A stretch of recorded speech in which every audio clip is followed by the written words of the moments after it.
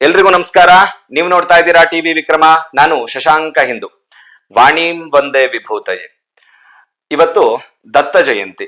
ಈ ಪ್ರಯುಕ್ತ ನಾವಿವತ್ತು ಇರುವಂತಹದ್ದು ಚಿಕ್ಕಮಗಳೂರಿನ ದತ್ತಪೀಠದಲ್ಲಿ. ಸೊ ಇವತ್ತು ನಮ್ಮೊಟ್ಟಿಗೆ ದತ್ತ ಪೀಠದ ವಿಚಾರವಾಗಿ ಮಾತಾಡ್ಲಿಕ್ಕೆ ಇರುವಂತವರು ಶ್ರೀಯುತ ಪ್ರೇಮ್ ಕುಮಾರ್ ಸಿಆರ್. ವಿದ್ಯಾರ್ಥಿ ದೆಸೆಯಿಂದಲೇ ವಿದ್ಯಾರ್ಥಿ ಪರಿಷತ್ನ ಕಾರ್ಯಕರ್ತರು, ಮುಂದುವರೆದು ಸಂಘಟನೆಯ ಅನ್ಯಾನ್ಯ ಜವಾಬ್ದಾರಿಗಳನ್ನು ನಿರ್ವಹಿಸಿ 2011ರಲ್ಲಿ ಚಿಕ್ಕಮಗಳೂರು ನಗರಸಭೆಯ ನಗರಸಭಾ ಅಧ್ಯಕ್ಷರಾಗಿಯೂ ಕೂಡ ಜವಾಬ್ದಾರಿಯನ್ನ ನಿರ್ವಹಿಸಿದ್ರು. ಮುಂದುವರೆದು ಪ್ರಸ್ತುತ ಭಾಜಪದ ಶಿಕ್ಷಣ ಪ್ರಕೋಷ್ಠದಲ್ಲಿ ಜವಾಬ್ದಾರಿಯನ್ನು ಹೊಂದಿದ್ದಾರೆ. ಔಷಧಿ ವ್ಯಾಪಾರಿಗಳು.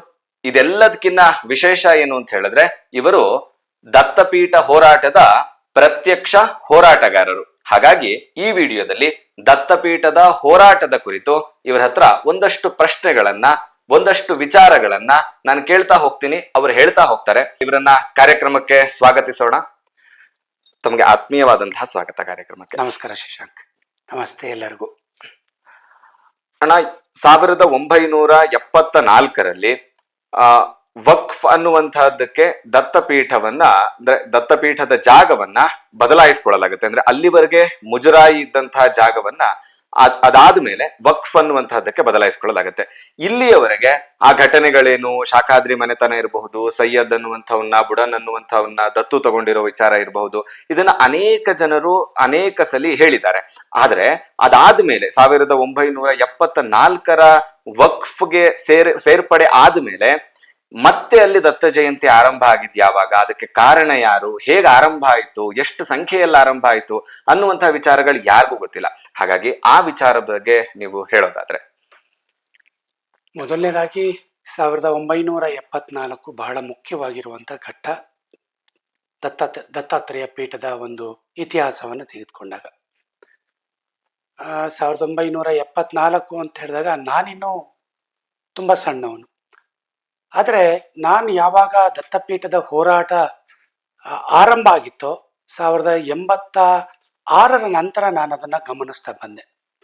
ಆ ದತ್ತಪೀಠದ ಹೋರಾಟದ ಆ ಆರಂಭದ ದಿವಸಗಳಲ್ಲಿ ಅಲ್ಲಿ ದತ್ತಾತ್ರೇಯ ಸಂವರ್ಧನಾ ಸಮಿತಿ ಅನ್ನುವಂಥ ಒಂದು ಸಂಘಟನೆ ಅಸ್ತಿತ್ವಕ್ಕೆ ಬಂದಿರುತ್ತೆ.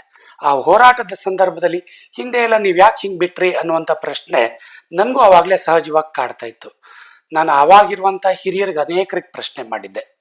ಅಲ್ಲಿ ಒಂದು ದತ್ತಾತ್ರೇಯ ಸಂವರ್ಧನಾ ಸಮಿತಿಯ ಆರಂಭದಲ್ಲಿ ಅದಕ್ಕೆ ಅಧ್ಯಕ್ಷರಾಗಿದ್ದಂಥವರು ಶ್ರೀಯುತ ಅಣ್ಣಪ್ಪ ಶ್ರೇಷ್ಠಿ ಅವರು. ಅದರ ಜೊತೆಯಲ್ಲಿ ನಮ್ಮ ಶಂಕರ್ ನಾರಾಯಣ ರಾವ್ ಅನ್ನುವಂಥವರೊಬ್ಬರು, ಅವರು ಸಹ ಆಯುರ್ವೇದಿಕ್ ಔಷಧಿ ವ್ಯಾಪಾರಿಗಳು ಮತ್ತು ಸಾಮಾಜಿಕ ಕಳಕಳಿ ಇರುವಂಥ ಒಬ್ಬ ವ್ಯಕ್ತಿ ಅವರು, ಮತ್ತು ಟೈಪಿಂಗ್ ಕೃಷ್ಣಮೂರ್ತಿ ಎನ್ನುವಂಥ ಒಬ್ಬ ಹಿರಿಯರು, ಅದೇ ರೀತಿ ಕಳಸಾಪುರದ ರಾಮಸ್ವಾಮಿಗಳು, ಈ ರೀತಿನಲ್ಲಿರುವಂಥ ಅನೇಕರು, ತಿಪ್ಪೇಸ್ವಾಮಿಗಳು ಅಂಥೇಳಿ, ರಾಮಸ್ವಾಮಿಗಳು, ಶೇಷಾದ್ರಿ ಲಾಯರ್ ಅವರು, ಹೀಗೆ ಈ ಒಂದು 4-5 ಜನ ಈ ವಿಚಾರವನ್ನ ನಾನು ಗಮನಿಸಿದಾಗ ಅವ್ರು ಹೇಳಿರುವಂಥ ವಿಚಾರಗಳನ್ನ ನಿಮ್ಮ ಮುಂದಕ್ಕೆ ಹೇಳಲಿಕ್ಕೆ ಇಚ್ಛೆ ಪಡ್ತೀನಿ.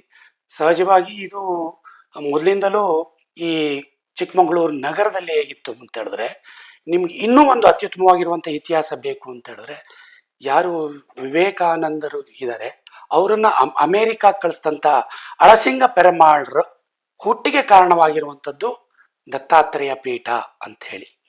ನೀವು ನಮ್ಮ ಕನ್ನಡದ ಪೂಜಾರಿ ಅವರನ್ನ ಹೋಗಿ ನೀವು ಮತ್ತೊಂದ್ಸರಿ ಭೇಟಿಯಾಗಿ ಅದೆಷ್ಟು ಸತ್ಯ ಅನ್ನುವಂಥದ್ದನ್ನ ಪರೀಕ್ಷೆ ಮಾಡ್ಬೋದು.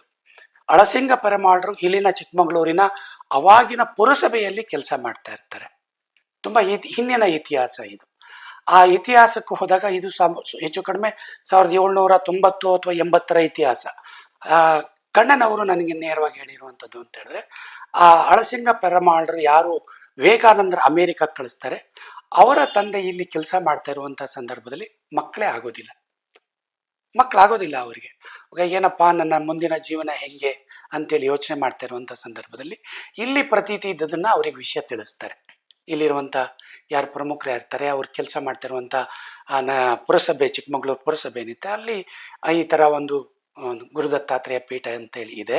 ನೀವು ಅಲ್ಲಿ ಹೋಗಿ ಅಲ್ಲಿ ನೀವು ಪ್ರಾರ್ಥನೆ ಮಾಡಿ, ಈ ಥರ ನನಗೆ ಅಪೇಕ್ಷೆ ಇದೆ ಅನ್ನುವಂಥದ್ದನ್ನ ನೀವು ಮುಂದೆ ಇಟ್ಟರೆ ಖಂಡಿತ ಗುರುದತ್ತಾತ್ರೇಯ ಅದನ್ನು ಈಡೇರಿಸ್ತಾನೆ ಅಂತ ಹೇಳಿ ಅಲ್ಲಿ ಹೋಗಿ ಪ್ರಾರ್ಥನೆಯನ್ನ ಮಾಡಿ ಬಂದ ನಂತರ ಅಳಸಿಂಗ ಪೆರಮಾಳ್ರು ಜನನ ಆಗುತ್ತೆ.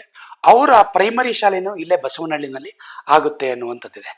ಅದನ್ನ ಆ ನಂತರ ಈ ಪೂರ್ತಿ ಅಳಸಿಂಗ ಪೆರಮಾಳ್ರ ಕುಟುಂಬ ಪೂರ್ತಿ ತಮ್ಮ ಜೀವನದ ಮುಂದುವರಿಕೆಗೋಸ್ಕರ ಅವರು ತಮಿಳುನಾಡಿನ ಪ್ರದೇಶಕ್ಕೆ ಇದು ಮಾಡ್ತಾರೆ. ಅಂದ್ರೆ ನಾನು ಇದನ್ನ ಯಾಕೆ ಈ ಘಟನೆ ಹೇಳಿದೆ ಅಂತ ಹೇಳಿದ್ರೆ, ಈ ಒಂದು ಆ ಸ್ಥಳ ಮಹಿಮೆ ಏನಿದೆ, ಆ ಸ್ಥಳ ಮಹಿಮೆಯೇ ಎಷ್ಟು ಮುಖ್ಯವಾಗಿದೆ ಅಂತ. ಅನೇಕರು ಹೋಗಿ ಯಾರಿಗೆ ಮಕ್ಕಳಾಗಲ್ಲ, ಅವ್ರಿಗೆ ಇನ್ಯಾವುದೋ ಕುಟುಂಬದ ಸಮಸ್ಯೆ ಇದೆ, ಅಲ್ಲಿ ಹೋಗಿ ಆ ಪ್ರಾರ್ಥನೆ ಮಾಡ್ಕೊಂಡು ಬಂದ ನಂತರ ಅದೀಡೇದ ನಂತರ ಮತ್ತೆ ಹೋಗಿ ಪ್ರಾರ್ಥನೆಗೋಸ್ಕರ ಅವ್ರು ವಾಪಸ್ ಅದಲ್ಲಿ ಕಾಣಿಕೆಯನ್ನು ಸಲ್ಲಿಸಿ ಭಕ್ತಿಪೂರ್ವಕವಾಗಿ ಅವ್ರ ಮನಸ್ಸಿನಲ್ಲಿ ಏನು ಅನ್ಕೊಂಡಿರ್ತಾರೆ ಅದನ್ನ ಅರ್ಪಣೆ ಮಾಡಿ ಬರುವಂತ ಪ್ರತೀತಿ ಇತ್ತು. ಇದೆಲ್ಲವೂ ಸಹ ನಡ್ಕೊಂಡು ಹೋಗ್ತಾ ಇತ್ತು. 1974ರಲ್ಲಿ ಯಾವಾಗ ವಕ್ಫ್ ಬೋರ್ಡಿಗೆ ಬದಲಾವಣೆ ಆಗುತ್ತೆ, ಈ ಸಂವರ್ಧನಾ ಸಮಿತಿ ಕೋರ್ಟಿಗೆ ಹೋಗುತ್ತೆ. ಕೋರ್ಟಲ್ಲೂ ಸಹ ಇಬ್ಬರಿಗೂ ಅವಕಾಶ ಕೊಡಬೇಕು ಅನ್ನುವಂಥದ್ದು ಕೋರ್ಟ್ ಮೂಲಕ ತೀರ್ಪು ಬರುತ್ತೆ. ಆ ತೀರ್ಪಿನ ಪ್ರಕಾರ ಈ ಸಂವರ್ಧನಾ ಸಮಿತಿ ಏನಿದೆ ನಮಗೆ ಪೂಜೆ ಮಾಡಕ್ಕೆ ಅವಕಾಶ ಕೊಡಿ ಅಂತೇಳಿ ಕೇಳುತ್ತೆ. ಸೊ ಅಲ್ಲಿ ಯಾವುದೇ ಹಿಂದೂ ಅರ್ಚಕರು ಅವಾಗ ಇರಲಿಲ್ಲ. ಈ ರೀತಿ ಎಲ್ಲ ಪರಿಸ್ಥಿತಿ ಇತ್ತು. ಇನ್ನೂ ಸ್ವಲ್ಪ ಅದರಿಂದ ಇನ್ನೂ ಇತಿಹಾಸದ ಪುಟಗಳನ್ನ ನಾವು ನೋಡ್ತಾ ಹೋದ್ರೆ ನಮ್ಮ ಅವಾಗಿನ ಸಂವರ್ಧನಾ ಸಮಿತಿಯ ಬಹಳ ಮುಖ್ಯವಾಗಿರುವಂತ ಇತಿಹಾಸದ ದಾಖಲೆಗಳನ್ನ ತೆಗೆದಿಟ್ಟಿರೋರು ಅಂದ್ರೆ ಶ್ರೀಯುತ ವಿಠ್ಠಲರಾವ್ರು ಅಂತ ಹೇಳಿ. ಅವರು ಮೂಲತಃ ಬಾಳೆಹೊನ್ನೂರಿನವರು. ಬಾಳೆಹೊನ್ನೂರು ಕೊಪ್ಪ ಭಾಗದಲ್ಲಿ ತಂದೆ ಆಗಿರುವಂತ ಒಂದು ಸಣ್ಣ ವ್ಯಾಪಾರವನ್ನು ಮಾಡ್ಕೊಂಡ್ ಬಂದಿರುವಂಥವ್ರು.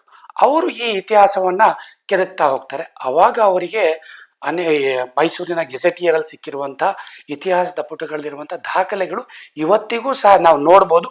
ಅದಿವತ್ತಿಗೂ ಪ್ರಸ್ತುತವಾಗಿದೆ.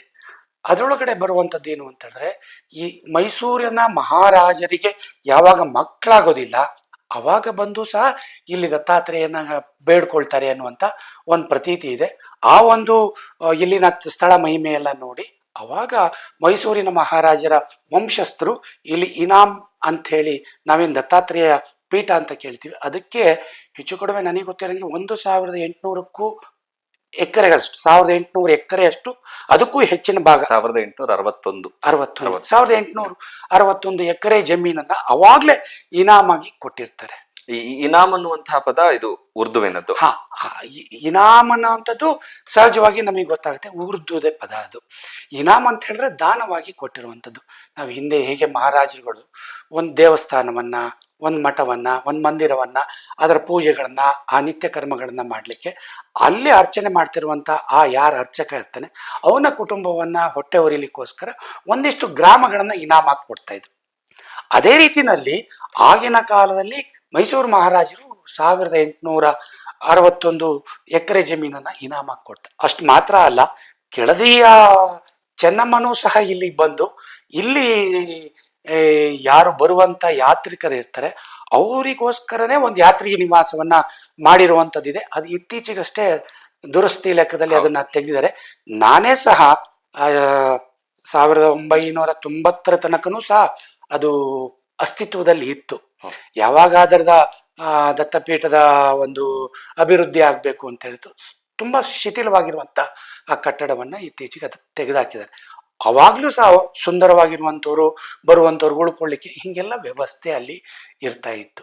ಆ ವ್ಯವಸ್ಥೆಯಿಂದ ಬದಲಾವಣೆ ಆಗಿ ಯಾವಾಗ ಹೈದರಾಲಿ ಮತ್ತು ಟಿಪ್ಪು ಅವರು ಮೈಸೂರು ಸಂಸ್ಥಾನವನ್ನ ವಶಪಡಿಸ್ಕೊಳ್ತಾರೆ ಅವಾಗ ಹೆಚ್ಚು ತಮ್ಮ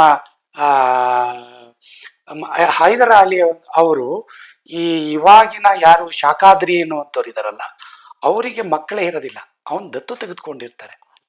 ಅದ್ರೊಳಗಡೆ ಬುಡನ್ ಅನ್ನುವಂಥವನೊಬ್ಬ ದೊಡ್ಡವನು, ಹಿರಿಯ, ಇಬ್ಬರು ಮಕ್ಕಳು ತಗೊಂಡಿರ್ತಾರೆ. ಅದ್ರೊಳಗಡೆ ಬುಡನ್ ಅನ್ನುವಂಥವನು ದೊಡ್ಡವನು. ಆ ಬುಡನ್ ಸಾಹೇಬರಿಗೆ ಇಲ್ಲಿಯ ಒಂದು ಸುತ್ತಮುತ್ತಲ ಒಂದು ತೆರಿಗೆ ಏನು ಇದಿದೆ, ಜಹಗೀರ್ದಾರಿಕೆ ಏನಿದೆ ಅದನ್ನ ವಹಿಸ್ಕೊಡ್ತಾರೆ. ಅವಾಗಿಂದ ಅಲ್ಲಿ ಇಸ್ಲಾಮೀಕರಣ ಜಾಸ್ತಿ ಆಗ್ತಾ ಹೋಗುತ್ತೆ. ಆವಾಗ ಬಂದಿರುವಂತ ನೀವು ಹೇಳಿರುವಂತ ಶಬ್ದ ಏನಿದೆ ಇನಾಮ್ ಅನ್ನುವಂಥದ್ದು, ಮತ್ತೆ ಎಲ್ಲವೂ ನಾವು ಇತಿಹಾಸವನ್ನು ತೆಗೆದು ನೋಡಿದರೆ ಯಾವಾಗ ಮೊಘಲರ ಒಂದು ಆಕ್ರಮಣ ಆಗುತ್ತೆ, ಯಾವಾಗ ನಮ್ಮ ಪೂಜಾ ಪದ್ಧತಿಗಳ ಮೇಲೆ ಸಹಜವಾಗಿ ಇವಾಗ ನೋಡುವಂತ ಅಕ್ರಮಣ ನಿಧಾನವಾಗಿ ಬದಲಾವಣೆ ಆಗ್ತಾ ಇರುವಂತ ಕಾಲದಲ್ಲಿ ನಾನು ಅವಾಗಲೇ ಹೇಳ್ದಂಗೆ ಆ ಒಂದು ದತ್ತಾತ್ರೇಯ ಸಂವರ್ಧನಾ ಸಮಿತಿ ಏನಿತ್ತು, ಆ ಸಂವರ್ಧನಾ ಸಮಿತಿ ಅವಾಗ ಅಲ್ಲಿ ನಮಗೆ ಹಿಂದೂಗಳಿಗೆ ಪೂರ್ಣ ಅವಕಾಶವನ್ನ ಕೊಡಬೇಕು ಅನ್ನುವಂಥದ್ದನ್ನು ಅಲ್ಲಿ ಪ್ರಸ್ತಾಪ ಮಾಡಿ ಕೋರ್ಟಿನಲ್ಲೂ ಆರ್ಡರ್ ಬರುತ್ತೆ. ಆನಂತರ ನಿಧಾನವಾಗಿ ಹಿಂದೆ ಏನು ನಿಂತು ಹೋಗಿದ್ದಂಥ ಎಲ್ಲ ಏನು ಆಚರಣೆಗಳಿತ್ತು ನಿಧಾನವಾಗಿ ಶುರುವಾಗ್ತಾ ಬರುತ್ತೆ. ಇದು ಅಲ್ಲಿ 74ರವರೆಗೂ ಮತ್ತು ಗುರು ದತ್ತಾತ್ರೇಯ ಸಂವರ್ಧನಾ ಸಮಿತಿ ಅಸ್ತಿತ್ವಕ್ಕೆ ಯಾಕೆ ಬಂತು ಅನ್ನೋದಕ್ಕೆ ನಿಮ್ಮ ಪ್ರಶ್ನೆಗೆ ನಂದು ಉತ್ತರ ಇರುವಂಥದ್ದು ಇದು. ಟಿವಿ ವಿಕ್ರಮ, ದೇಶ ನಿಮ್ಮ ಕೈಯಲ್ಲಿ.